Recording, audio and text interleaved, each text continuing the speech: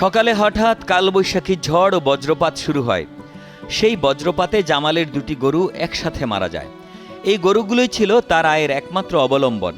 এই ঘটনায় জামালের স্বপ্নভঙ্গ আর দিশেহারা তার পরিবার।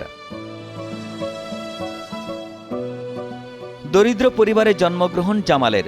ছোটবেলা থেকেই কষ্টে বেড়ে ওঠেন তিনি। সংসারের হাল ধরতে ঢাকায় পাড়ি জমান এবং দিনমজুরের কাজ শুরু করেন। প্রায় বছরখানেক আগে সংসারের কিছুটা সচ্ছলতা আনার আশায় ঋণ করে দুটি গরু কিনেছিলেন। গ্রামের বাড়িতে তার মা রাবেয়া খাতুন পরম যত্নে গরুগুলোর লালন পালন করছিলেন। সকালে প্রচুর ঝড় বৃষ্টি হয়েছিল, গরু নিচ্ছিলাম বাড়িতে। নেওয়ার পরে প্রচুর পরিমাণ টাটা পরে দেওয়া বাদে গরু আবার দিন চাষে সারা পরে দেওয়া, আবার গরু হিরাবার দিয়ে গেছি। বাদে হিরাবারে বৃষ্টি টাড়া বাদে বন্ধ করে দিয়ে আমার গরু মারা গেছে। আর এটি আমি ৮০,০০০ টাকা লোন তুলিয়া আমি গরুটি কিনছিলাম। আমরা পুরো ফ্যামিলি ঢাকা থাকি।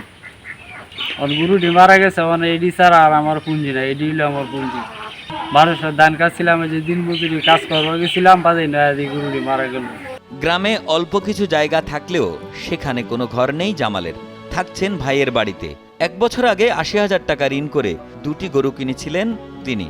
গরুগুলো বিক্রি করে সেখানে ঘর নির্মাণ করার কথা ছিল, কিন্তু গরু মারা যাওয়ায় সব শেষ হয়ে গেছে, এমনটাই জানালেন জামালের মা।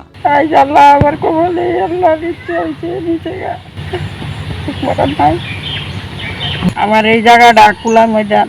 টানা ৭ম-বারের মতো বেস্ট টিস্যু পেপার ব্র্যান্ড হিসেবে স্বীকৃতি পেয়েছে বসুন্ধরা টিস্যু। বাড়িঘর নাই আমার, আমি সেই গরুটি ঋণ করে গরুটি কিনছি, যে গরুটি দিয়ে আমি বেচে বাড়িঘর করবো। আমি এবার গরু মারইল না। এ ঘটনায় জামালের প্রতিবেশীরাও সমবেদনা জানিয়েছেন।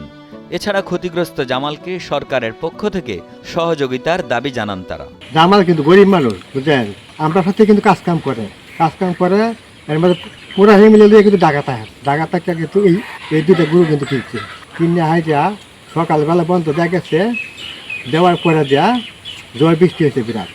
এরপর দাইছে আর দিয়ে দুটা গরু ঠান্ডা করে মানে মরে থাকা। হয়তো বেচারা এই দুইটা গরু না কোন গরু, আপনার যদি একটু সাহায্য যদি একটু করুন।